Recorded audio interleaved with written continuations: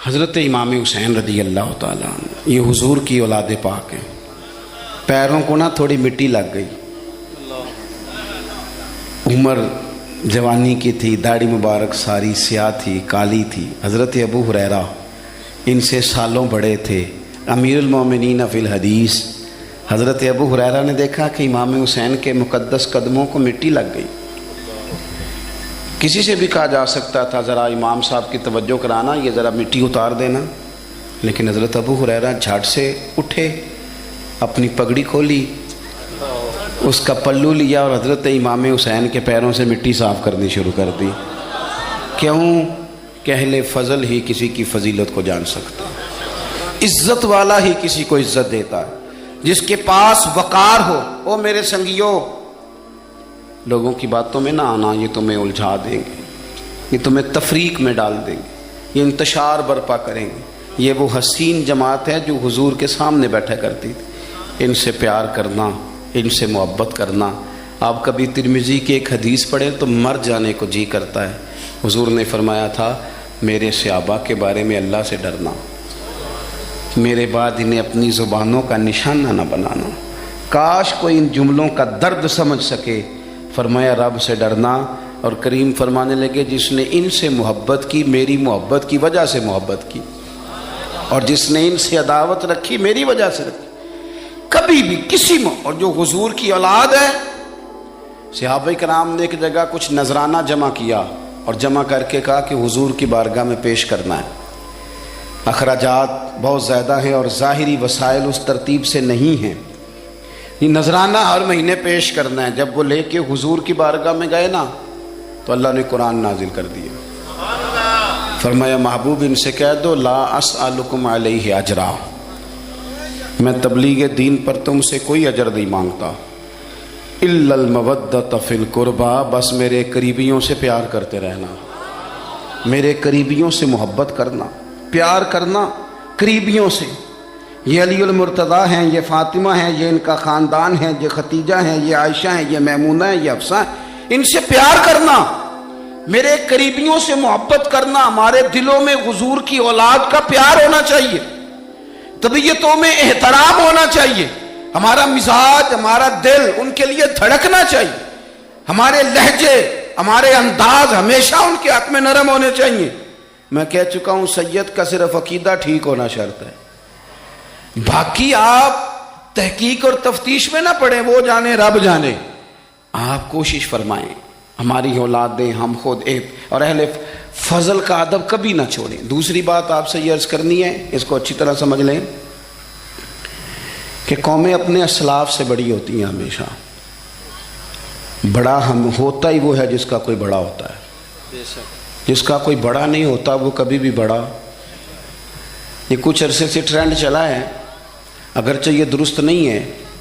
آپ کسی سنار کی دکان پہ جائیں تو اس نے اپنے پیچھے اپنے والد صاحب کی اور دادا کی فوٹو لگائی ہوتی ہے. حکیم کی دکان پہ چلے جائیں، کپڑے والی دکان پہ چلے جائیں تو اس نے پیچھے اپنے دادا کی، والد کی فوٹو لگائی ہوتی ہے. اگرچہ یہ درست نہیں، تصویریں نہیں لگانی چاہیے. تصویریں ان کے کیا، پیروں کی بھی نہیں لگانی چاہیے. جہاں تصویر ہوتی ہے وہاں نماز کیسے پڑھی جائے گی؟ فرشتہ رحمت کا نہیں آئے گا. یہ تو اب ایک ضرورت بن گئی. تو اب ضرورت کیا، اب تو خیر نفسیاتی مسئلہ بن گیا ہمارا. یہ نفسیاتی مسئلہ ہے. یعنی سلام بعد میں فوٹو پہلے، یعنی سیانے لوگ. اور یہ ہمیں ایسے کھیل تماشے میں لگایا گیا ہے کہ میں ڈھیر سارے لوگوں پر غور کرتا ہوں، پھر ان کے لیے دعا کرتا ہوں کہ یا اللہ ان کی مدد فرما.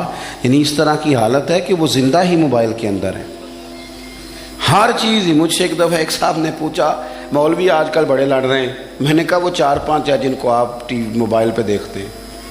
آپ میرے ساتھ آئیں، میں آپ کو 20 اور سینکڑوں شیخ الحدیث بتاتا ہوں جو سکون سے بیٹھ کر رسول اللہ کا دین پڑھا رہے ہیں.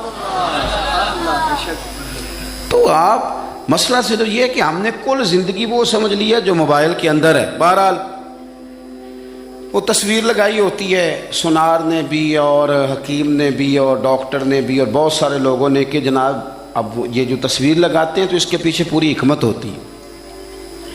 آپ ان سے پوچھتے ہیں یہ فوٹو کیوں لگائی ہے تو وہ کہتے ہیں ہم یہ بتانا چاہتے ہیں کہ یہ کام آج نہیں ہم نے شروع کیا، ہمارا شجرہ پرانا ہے، ہمارے باپ دادا سارے یہی کام کرتے تھے، ہمارا خاندانی ورثہ ہے. وہ ثابت یہ کرنا چاہتے ہیں کہ ہم پیچھے سے ہمارا ایک سلسلہ آ رہا ہے. ساری دنیا اپنے اکابرین کو، اسلاف کو، بڑوں کو ان کے زور پر بڑا ہونا چاہتی ہے. یہاں کچھ لوگ ایسے آئے ہیں جن کے نزدیک معاذ اللہ صحابہ ہی ٹھیک نہیں تھے، اہل بیت ہی ٹھیک نہیں تھے. آپ اپنی سند کیسے مضبوط کریں گے؟ اگر وہ اولین جو حضور کے سامنے بیٹھتے تھے وہی ٹھیک نہیں تھے تو پھر ان سے ہو کے جو دین آگے آیا اس کو تم کیسے ٹھیک مانو؟ ساری چیزوں کو مشکوک کرنا چاہتے ہیں. ہمارے بزرگوں نے، امام بخاری نے، امام مسلم نے محنت کر کے حدیثیں تلاش کی، اصول بیان کیے کہ یہ حدیث صحیح ہے، متواتر ہے، حسن ہے، ضعیف ہے، کیا ہے، اس کے اصول اور قاعدے بیان کیے. اور جب انہوں نے خود پوری تحقیق کی، آپ تھوڑی سی، آپ مشکل بات نہیں کر رہا، تھوڑی سی آپ غور کریں گے، انہوں نے سینکڑوں میل کا سفر کیا، گھوڑوں پہ، پیدل، اونٹوں پہ، ریسرچ کر کے بتایا کہ یہ حدیث بالکل درست ہے، اپنی سند کے اعتبار سے، متن کے اعتبار سے یہ متواتر درجے کی ہے. انہوں نے پوری ریسرچ کی. پھر غور کریں کیا کہہ رہا ہوں، جب پوری تحقیق کر لی تھی تو پھر انہیں کہنا چاہیے تھا نا یہ نبی پاک نے فرمایا ہے، کہنا چاہیے تھا نا کہ یہ حضور نے فرمایا، ہماری تحقیق ہے، حدیث درست ہے. لیکن کسی نے بھی ڈائریکٹ نہیں کہا. انہوں نے جب بھی کہا کہنے لگے حضرت عبداللہ ابن عمر فرماتے ہیں کہ حضور نے یوں فرمایا، حضرت انس بن مالک فرماتے ہیں کہ حضور نے یوں فرمایا، حضرت جناب سیدہ عائشہ صدیقہ فرماتی ہیں یوں حضور نے فرمایا، حضرت ابو ہریرہ فرماتے ہیں یوں حضور نے فرمایا. انہوں نے نا پہلے اس صحابی کا نام لیا جنہوں نے وہ بات اپنے سینے میں محفوظ کی. کیا بتایا انہوں نے ہمیں کہ ہم دنیا گھوم آئے ہیں، ریسرچ کر آئے ہیں، تلاش و بسیار کے بعد اس نتیجے پہ پہنچے ہیں کہ دین کا اصل فیض وہی ہے جو صحابہ اور اہل بیت کے سینوں سے ہو کے امت کو نصیب ہوا ہے. اصل فیضان وہ ہے جو وہاں سے ہو کے آیا. تو ایک بات تو یہ کہ اہل فضل کی عظمت، اور دوسری بات کہ اپنے اکابرین کے ساتھ جوڑ کے رہنا، اور تیسری بات حضرت سیدنا امام حسین، حضرت امام حسن رضی اللہ تعالی عنہما، ان دو شہزادوں سے نا نبی پاک صلی اللہ علیہ وسلم نے جو محبت فرمائی ہے نا وہ بھی بڑی قابل دید ہے. حضور نے جو ان سے پیار کیا ہے. کچھ لوگ ایسے ہوتے ہیں کہ جن سے انسان جب پیار کرتا ہے، محبت کرتا ہے تو وہ بات نا دور دور نکل جاتی ہے، بات پھیل جاتی ہے. ان کے ساتھ نا میرے نبی پاک کا خصوصی لگاؤ ہے. اس کا مطلب یہ نہیں کہ ہر نانا ہی اپنے نواسے سے پیار کرتا ہے، یہ معنی نہیں.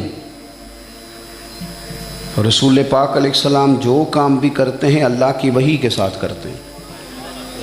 حضور کا ہر کام وحی خدا ہے، اپنی مرضی سے حضور کوئی کام نہیں کرتے. تو نبی پاک نے جو بھی کیا ہے وہ امت کے لیے نمونہ ہے. حسنین کریمین سے جو حضور کا پیار ہے، جو نبی پاک علیہ السلام کی ان کے ساتھ والہانہ محبت ہے. اعلیٰ حضرت بریلوی نے حدیث لکھی ہے، راوی حضرت عثمان غنی ہے رضی اللہ تعالیٰ عنہ.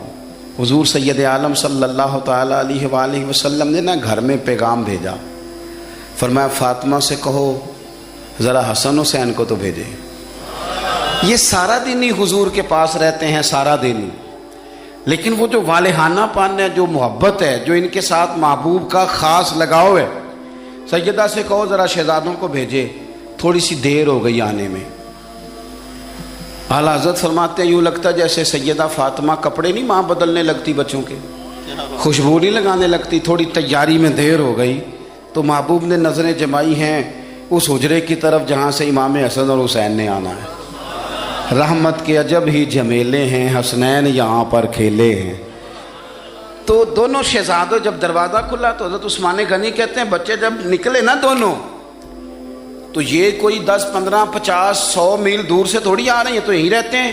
محبوب کے قرب خاص میں انہیں سایہ کرم ہر وقت نصیب ہے.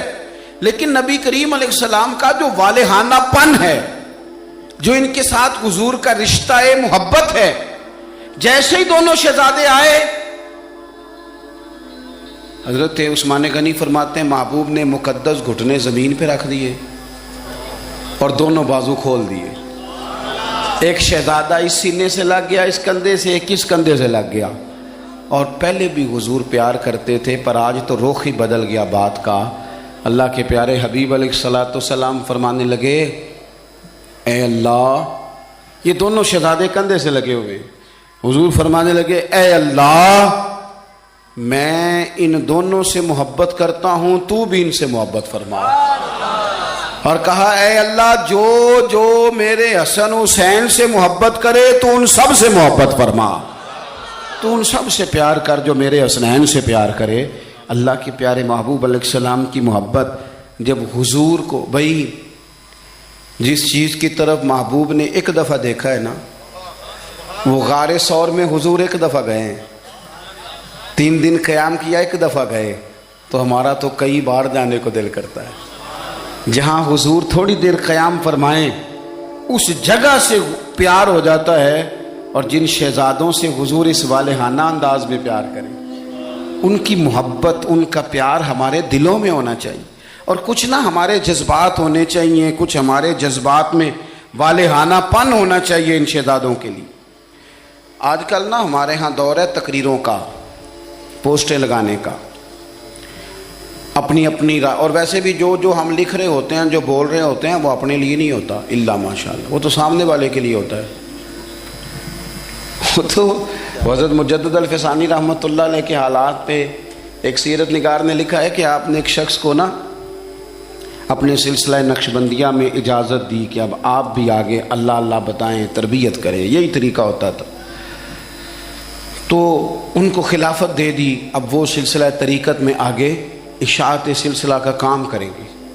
کچھ عرصے کے بعد وہ خلیفہ صاحب نے حضرت شیخ کو خط لکھا تو کہنے لگے، حضور آپ نے فقیر کو اجازت دی تھی، اب میں تقریر بھی کرتا ہوں، تدریس بھی کرتا ہوں، تصنیف بھی کرتا ہوں۔